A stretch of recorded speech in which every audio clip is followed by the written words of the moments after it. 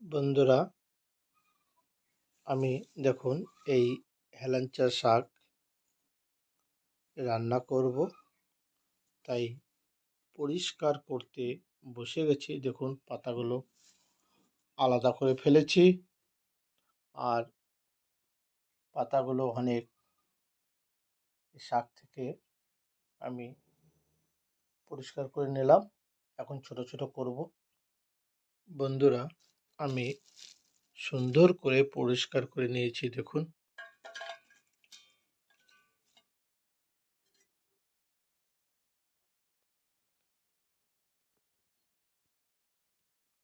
আমি মাছ দিয়ে কি করে রান্না করি, বন্ধুরা আপনারা দেখতে থাকুন।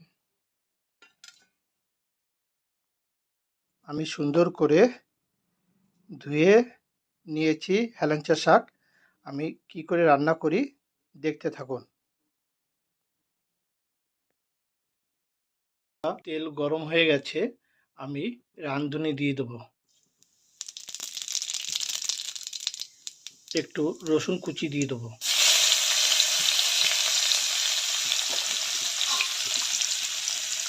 5-6 খানা কাঁচা লঙ্কা দিয়ে দেবো পরিমাণ মতো। কেটে পরিষ্কার করেছিলাম, তারপর আলুটা হালকা ভেজে নেব।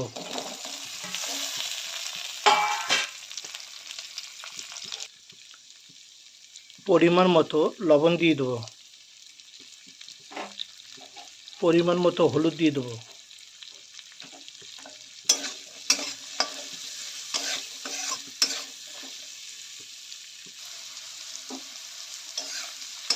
হালকা ভাজা হয়ে গেছে বন্ধুরা, হালকা অর্ধেক অর্ধেক ভাজা হয়ে গেছে। আমি এখন এতে পরিমাণ মতো জল দিয়ে দেবো।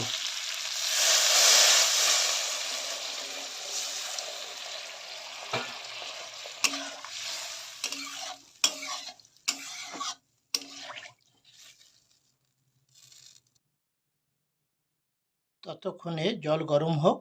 আমি এই চিংড়ি মাছের ঝাগাঝুগি এটা আমি মিক্সচারে করে পেস্ট করে নেব। মিক্সচারে করে পেস্ট করে নিলাম। জলটা আমার গরম হয়ে গেছে। আমি হেলেঞ্চা শাকগুলো আমি দিয়ে দেবো, আগে থেকে পরিষ্কার করে রেখেছিলাম।